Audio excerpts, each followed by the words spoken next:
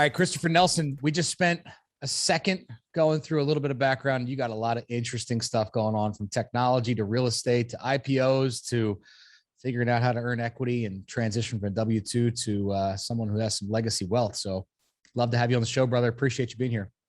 Hey, thanks so much. When I, saw the podcast and I saw, thinking about a legacy and thinking about, that blueprint that we not only carve out for ourselves, but we also leave behind for our families, just thought, so many synergies. I'm just excited for the conversation, man.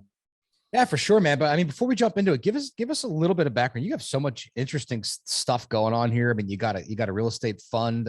You got multiple multifamily mobile home parks going on. You did an IPO. So like, you got an interesting story. Give us a little bit of background on how we get here.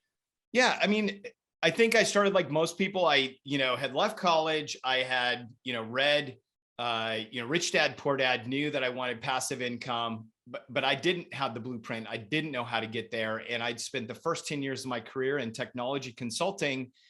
And what I realized is that walking away from that, Joe, is I actually had built something that I call career capital, where I had, these experience and results that I realized that I could go trade for equity inside of technology companies. And that's where I could get my stake. That's where I could create, something that I could then go and invest in real estate. And so I know, on your show, you talk about your favorite failures. Well, mine was the first startup that I went to work for was an abject failure. I went from being surrounded in the company I'd spent the previous 8 years surrounded by mentors, people coaching and guiding me, to working for a bad boss and working for a company that was going nowhere. And I realized that I had to make a hard pivot really fast. And what I realized is that I wasn't looking at, investing my career capital. I was looking at just finding a job. And so that's my big pivot. And some of the things I try to, tell, my investors, and then also people as I'm kicking off my podcast too, is, you need to make sure that you're investing your time and your talent wisely and working for equity, because that's a way that you can leverage one of these, sort of unspoken Kiyosaki truths, which I call his bridge, which is you can be an employee and you can be an owner both. And that's essentially what I did in, 2011, as I went to work for a startup company. And, less than a year later, we had a multiple 7-figure payday, my wife and I. And, then I've gone on to essentially write this book and do it again, and went through another IPO in October. But along the way, we realized, okay, if we really want income, if we really want to build legacy wealth, as you and I both know, Joe, that's going to be found in real estate. So this is where we were investing ourselves inside of a lot of multifamily here in Central Texas. And we saw a lot of other technology employees that needed help. And so that's where we started Wealthward Capital in 2017, was to create an opportunity for technology employees to invest in passive income producing real estate outside of, California, outside of New York, and some of these high cost of living areas. And now it's gone on from, multifamily to, we've done some ATM funds, and now we're doing mobile home parks. Love it, man. And there's so much synergy here, because you had said earlier, always work for equity. And, our legacy developments team is almost wholly almost every one of them have equity in our self-storage development. So I think we're in alignment with that thing. You can pay someone a lot of money, but unless they have some sort of ownership and some real assets, that becomes a game changer. You call it compounding your career compensation, right? Is that in alignment with the career capital? And maybe you can walk us through some examples of what that looks like. That's right. And so this is where, for the W-2 people out there, right, there is so much opportunity inside the world of W-2 and working for especially technology companies. Technology companies have this rich history that started back in the 80s, quite frankly, which is, they didn't have a lot of money to pay people, so they gave them equity in the company. They gave you the ability to be an owner. And we see this today as you see the Bezos, the Gates, all of their wealth, or the majority of their wealth, comes from ownership shares in their company. Elon Musk, Jack Dorsey, the list goes on and on. Well, we can do it too. And you don't have to be a technoid. You don't have to be a developer. You can actually be somebody who works in finance, human resources, marketing. And so what I call is, how do you compound your career compensation? If you're just working for salary and bonus, that's simple career compensation. It just sort of goes up and to the right with promotions, with, year over year, you maybe get some cost adjustment, bonuses or salary increases as well. But when you go to work for equity and you have, half of your salary given to you also in equity shares, or you have your total salary or 3x your salary, depending on your level, all of a sudden your career compensation can compound up and to the right. And that's exactly what happened to, myself and my family, is we were able to then have a couple phenomenal exits. We can take that off the table and you can continue to live on your salary, enjoy your bonuses, but then we just invest our equity into income producing real estate. And that's been a game changer. So is that what Wealthward Capital is? Do you guys have equity owners that came from other companies? Is that the kind of the play there? Yeah, that's the model. The model is Wealthward Capital is for technology employees who have earned tech equity, showing them how do you take that and convert that into passive income producing real estate. Because there's not, like, the interesting thing is, while, and this is how, Joe, we're piecing all of this together, right? All of us, for, whether it's for veterans, for myself, technology employees have this roadmap that say, here's how you can build a ton of equity and stock compensation. But there's no roadmap that says, how do you then get that out and get that into passive income producing real estate? So that's where Wealthward Capital is that bridge. So maybe give it, I'm going to keep picking, but I think for our listeners to really comprehend this, do we have like a example of someone who maybe makes 75, 80 grand a year, and a piece of that making it into a deal, and how that might multiply their long-term wealth? Is that asking a lot? No, it's not asking a lot. I mean, I think that's really feasible. I mean, and this is where, I know an example of, and this is where, many people believe, well, you have to go to, this early stage startup if you really want to make money. And that's a myth. And so I think a great example is, I was working with a woman who was a senior level engineer, and she was working for an early stage startup company. And let's just say, for raw numbers, she's making $150,000 a year, and she had all this equity, but she didn't know when it was going to become liquid. So she came and she said, I really want to start investing in real estate. What do I do? I said, let's actually then go and get some offers with all your great career capital, go to work for some companies that have recently gone public, where you're going to get liquidity in the first year. Because most of the public tech companies you go to work for, after 1 year, you're going to receive a quarter of your equity compensation that's on a 4-year plan. They call it a 1-year cliff. Okay. So she went and got 3 offers.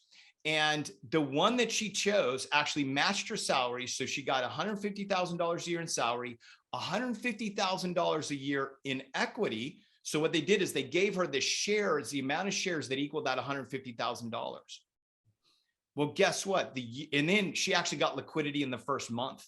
So that was, again, a lot of these companies are doing different things because there's a war for talent right now. So this is where there's a lot of opportunity. And so let me pause you just for our listeners for a second. That liquidity event means that they can actually sell off the shares for liquid capital to reinvest, right? Just so I'm on the same page. To diversify, right? So, so to your point, because you don't want to start getting these overexposed positions, in a single stock, because then all of a sudden, you're riding the stock market, and every day your net worth is adjusting by 10 or 12% plus or minus. That I've been there. It's brutal. Yep. Yeah. And so anyway, so $150,000 in, she's getting that her salary. And then she has $150,000 that's getting liquid, every month, that, she's getting that additional $150,000 a year for 4 years. Mm-hmm. So think about that. Like, that's a really nice package that she's able to get every year. Well, in the first year, all of a sudden the stock doubled. So instead of, getting $150,000 a year in salary and then so $300,000 a year in comp, she ended up getting, $450,000 because she got the 150 plus 300, took that off the table, started investing. And then, this is the whole point, is all of a sudden she got a compounding flux because the market treated that company very well, right? And it can go both ways, right? But the point I'm trying to make is that even if you're getting an additional quarter of your salary or half of your salary, that is going to lift your overall earnings over time. And then if you're thinking like an investor and you're choosing good companies, right? Because this is where I've worked for, 3 companies out of the 5 startups, 3 out of 5 have gone through IPOs. One has been a home run. The other one has been a double. The other one was a single, right? But those are all compounding. I know other people that have done it, 3 or 4 times as well. And the point I'm trying to make is that there is a system, there is a method like anything else. Does it get rich quick overnight? No. But if you apply yourself, you can then take these gold coins off the table, invest it into the things that you and I know really then build that legacy wealth, and you can actually then change the trajectory of your family. Yeah. I love that, man. It's super interesting. So long term, what do you foresee, this person's equity, or, what is she invested in as far as, you guys in mobile homes? Is it a REIT? Like, what does the Wealthward fund look like? Well, so the Wealthward, so we have done a lot of different things. And so my whole thing is we bring the right tool at the right time. And so essentially Wealthward Capital is the opportunity for technology employees to see how I am deploying, our personal wealth. So right now, this year, we'll be completing investing $1 million in front of everyone. So half of that was in multifamily syndications that we were co-GPs in, where we took not just our capital, but we took other people's capital in syndications. We then started moving towards ATMs and mobile home parks because we wanted to follow the cash flow, right? One of the things that we really try and focus on in Wealthward Capital is that technology employees, and I would argue that anybody who's out there passive investing, needs the income component. So as we're seeing cap rates get compressed, we're also seeing returns be compressed. So that's where looking at self-storage, looking at mobile home parks, that's where we're investing, is we're following the cash flow. Yeah. I'm a little biased with self-storage. I think you should do more of those. Yeah. We'll talk. And this might be a totally stupid question. When you say ATMs, you mean like cash machines? Like ATMs, automated teller machines. Yeah. Okay. Automated teller machines fit very well into a portfolio because they're high cash flow and high depreciation. So when you combine that with the lower cash flow of, let's say, multifamily, it can really just sort of boost the overall output of your personal portfolio. That's pretty wild. I mean, I could probably spend a whole 20 minutes interviewing on ATMs. How do you even get into that, and who manages it, and what's the region look like? Oh yeah. It's definitely Northeast. You want definitely like concentrated population where there is a lot of cash transactions, but yeah, super interesting business. And definitely, like anything else, finding the right operator is the key to success. Yeah. We won't even get into whether or not cash will be here in 10 years. That's a different scenario. I don't want to get into it. Yeah. All right. So what did I forget to ask, right? We know that there might be an opportunity for people to create career capital to compound their compensation. What does it look like for people to get involved in this, or to, let's say that I work for a tech company and I have stock options and I want to trade with you guys? Well, I mean, I think it's a couple things. Number one is, and this is where, I'm writing a book that's going to come out later this year that is really trying to teach not just technology employees, but anybody who's in the workforce, is how do they go to work for equity, right? Because being a W-2 employee can be super powerful, super stable, especially if you're getting this, career compensation compounding, right? So I'd say for anybody who's out there, the first thing is, are you investing your talents in the right company? I know a lot of people that are working in tech have technology skills, and they're not working for companies that provide equity. So I would take a step back, and especially now when you think about all of the great companies that are now offering fully remote positions, you can actually now start trading your skills and actually getting, this compounding return by just literally staying in your desk and changing jobs. So I would say, look that first and foremost. Number two is, they can go to wealthward.com and they can look at our offerings, because, as you and I were speaking earlier, we're focused very firmly on mobile home parks right now. We have an offering that is going to be opening up literally next week. And we have some more coming this summer, but our focus right now is on, doing value add, taking over smaller parks, but creating larger portfolios so that we can provide really great cash on cash return, especially in this environment when a lot of yield is being compressed. Yeah, I mean, it sounds like there's a ton of opportunity there. I believe in it because we're doing something very similar, and so I definitely see it working actively on a weekly basis inside the industry. Let's talk about the book for a second. From no dough to IPO, right? Yeah. What does that mean?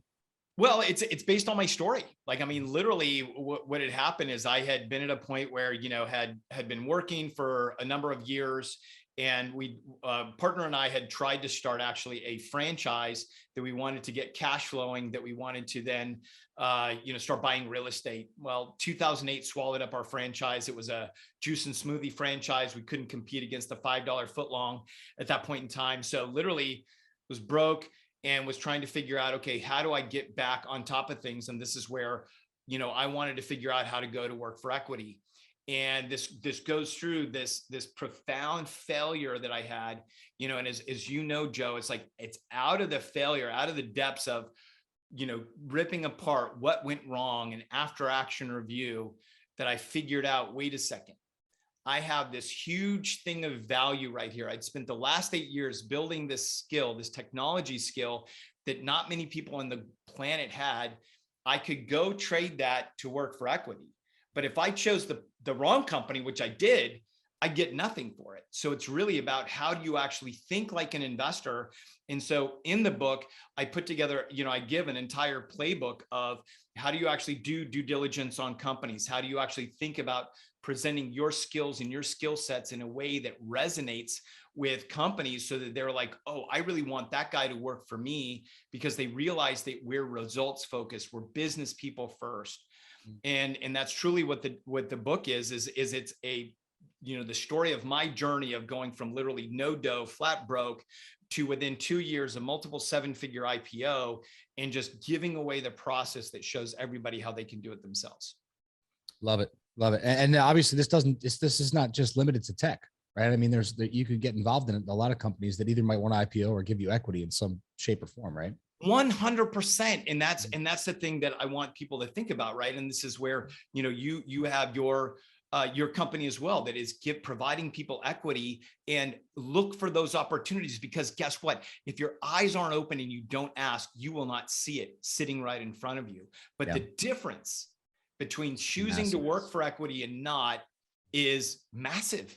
It's massive. Yeah. I think one of the good takeaways that I'm hearing, and I hope resonates with the audience, is your base pay is important, but the other stuff is really what creates the wealth, right? The opportunity for, share, whether it's profit share or whether it's equity in a deal or something like that, being tied to the results, honestly, is what changed the game for us. It creates such a better culture and such a better group of people, because, we all win together. That's right. That's right. Everybody wins. And then that's the other thing too, is as people are trying to think about, well, wait, how do I actually live a good life and build a legacy? Well, when you're able to live fully, you're not trying to, stop the lattes, stop living well to fight for more of your paycheck, but you actually have this compounding equity component that then you're constantly taking off the table, diversifying and building this broader portfolio. That then accelerates your time to this, legacy wealth. It accelerates your time to financial independence, because you have this third component that is literally working while you sleep. And this is the great thing. I love the fact that, the culture changes when everybody thinks like a business owner.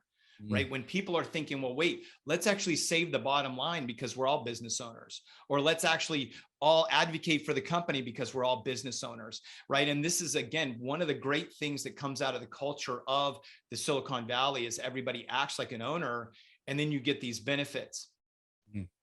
Yeah, it's huge. And I mean, I'm not familiar with Silicon Valley and the the dynamic and the culture out there, but you can see it. I mean, these are some of the biggest companies in the world that obviously are being lifted up because of the strength from within, the teams within, right? And you suggest that's part of them coming from the culture of ownership. 100%. I mean, when you think about it, it comes from the culture of everybody. The boat is rowing in the right, everyone's rowing in the right direction. Everybody is minding the bottom line. Everybody is doing that. And again, I'm speaking in broad senses, right? I mean, it's not, again, perfect. It's not holistic, but this is, again, the concept. And I think that if people then start changing this lens and thinking about, how can I get that third component when they're doing the W-2? They're going to find that the results they get are a lot different. I love it. I love it. All right, Christopher, switching it up a little bit. What do you think is the broad vision of Wealthward? Like, where do you want to see you guys in 10 years? What do you think the portfolio looks like, or what's the end goal? I think the end goal is two things. Education. We really believe that if we can get 1,000 technology employees to financial independence, that they're going to want to solve some of the world's biggest problems.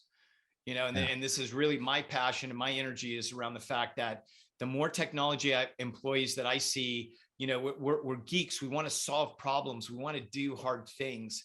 And sometimes the hard thing is what's right in front of us is we're just, struggling, whether it's in a high cost of living area or we have this crazy job. But if we can start building out this legacy wealth, then all of a sudden we pivot and we say, well, wait, how do we go fix something that is really profound, in society? And so that's where, education is most important. And I think, we really just see ourselves as we want to make good investments. We don't want to be driven by having to make a deal. And this is where I think we've, built the company where, we're just trying to find the right partners, get the right things done. I think right now our main focus is, 3,000 pads in the next 3 years. We're right at, around 600 pads right now, but we're really focused on the mobile home parks, just because we see there's a huge buying opportunity, and there is, supply is shrinking, demand is growing. And that's exactly where we want to be. Love that. Love that. So what else about mobile home parks really stands out to you? I mean, what makes them different? I mean, I know a lot of guys that are invested in mobile homes big time, and I know their answers, but what do you think is the big precipice for going into mobile home parks? I think I'll just recap what I said before, Yeah. and sort of break it down, right? Which is, mobile home parks are being eliminated and torn down because people don't want to see them, and because, municipalities don't want to support them. On the other side, we have got a housing crisis in this country, right? A lot of, and it's interesting. I see a lot of my, friends and brethren and family that are a part of the multifamily community that are so excited about, rents going up, rents climbing, people are making money. That's great. But who's really paying that? There still is, wages are not keeping up with some of that growth. And so these people that are left behind, that gap is growing, right? You also have the silver tsunami. There's, 10,000 people a day who are retiring, and half of them do not have anything saved. So mobile home parks do two things. Number one is they fit that, fixed income, somebody able to actually have a nice, affordable place to live, and they're actually then relatively easy to operate, right? They're not complex. They're not as complex as a multifamily. And then they also provide a lot more space, right? And I think that's what really people need. So I think for me, it's, how do we serve a need? How do we have a product that fits a need? And then especially if the supply is shrinking, I just think, then let's buy as much as we can and then hold it in perpetuity. Love it.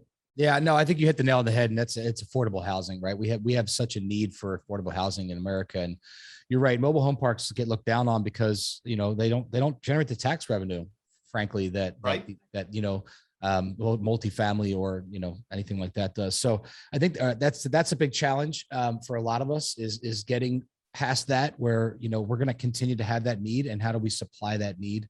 And so for that, I think it's a worthy cause. Yeah.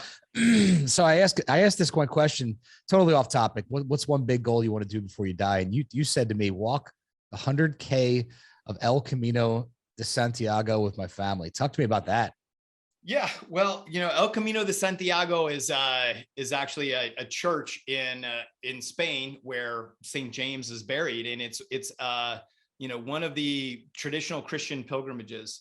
And so that's just always like, our family is like really hike or bike. We love to be outside, and it's just been a dream of mine for years that there's 100 kilometers. You can do 10K a day, but just really taking some time. And it's an old trail where, my understanding is that, the stories, the people that you meet is really part of this whole experience. But really walking from sort of the Pyrenees in France across the top of Spain, and then ending up at the ocean, this church, I think would just be is tremendous adventure we want to have as a family. I love it. I love it. When's it scheduled? I haven't put it on the calendar yet. I think the dudes need to get a little older. I got 3 boys right now, and they're 9, 8, and 8. We do have identical twins in there. So it's Nice. probably going to be in the next 3 to 4 years. We're trying to ramp up the mileage right now, but we'll get it on the books for sure. Love it. Love it, brother. What else did I forget to ask you before we wrap things up? I want to be respectful of your time here today.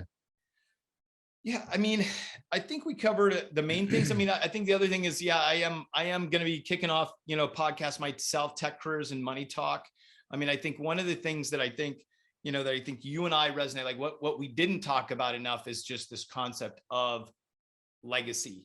And this is interesting. It's a conversation I've been having with a lot of investors lately, with a lot of people that are working W-2s. And I think you and I get it. Like, I see what you're doing, and I see that you got a lot of stuff going on. And I'm sure this happens to you. Let me know if this is true. People come to you and they go, it seems like you're busy out of your mind. How do you do it? And I'm confident, and you tell me if I'm lying or not. You go, I love everything I'm doing. Why would I not do this? Yeah.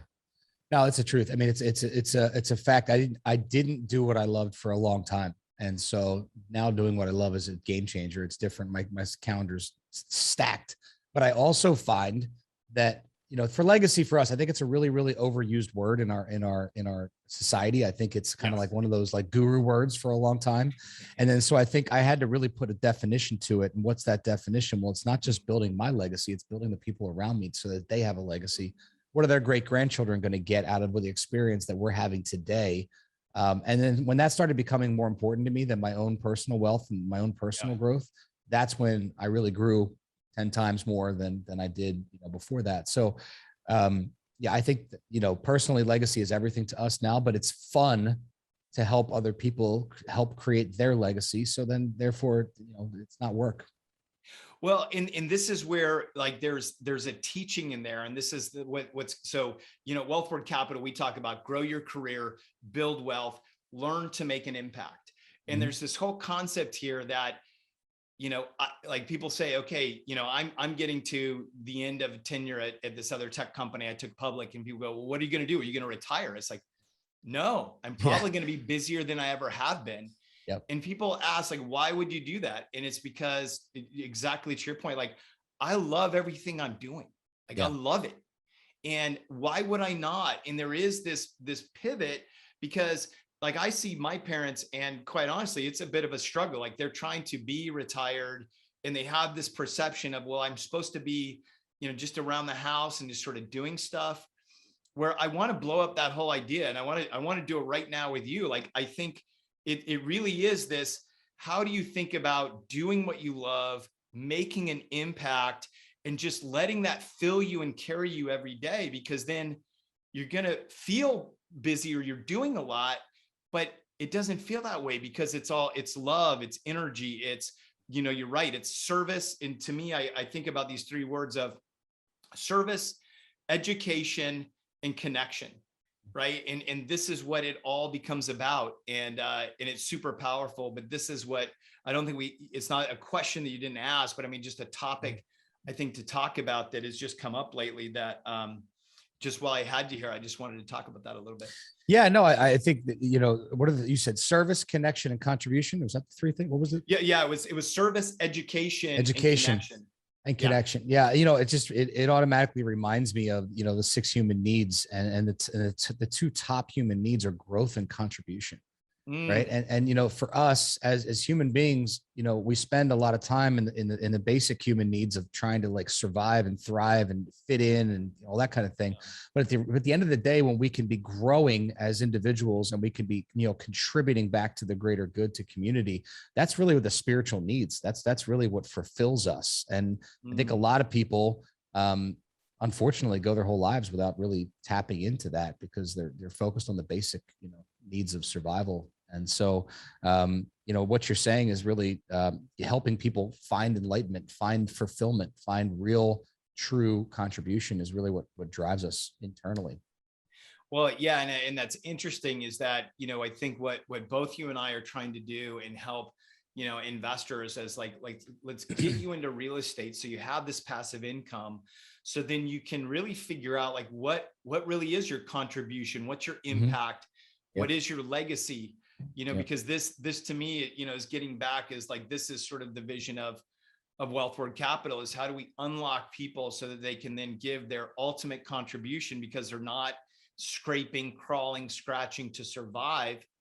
They're really then able to say, well, wait, what am I really meant to contribute to what's in front of me? 100%, man. Well, I mean, you're doing it obviously, and I look forward to seeing you tap into 1,000 people's financial freedom in the near future. And I appreciate you being on. What's the best way for people to connect with you, Christopher? Best way to people connect is they can go to Wealthward. So that's wealth in WARD, all one word, moving you towards wealth, wealthward.com. They can go and click, there's a contact here button. And if they want to understand what we're doing inside of the mobile home parks, thrivecommunity.fund. That's where they can go get a free webinar, learn what we're doing, and understand how to participate. Awesome, brother. We'll have that in the show notes for sure. Thanks again for being on here, Christopher Nelson. You're doing great things, man. And I encourage you to keep going. Thanks so much, Joe. Thanks Appreciate for having me. No problem. Thank you.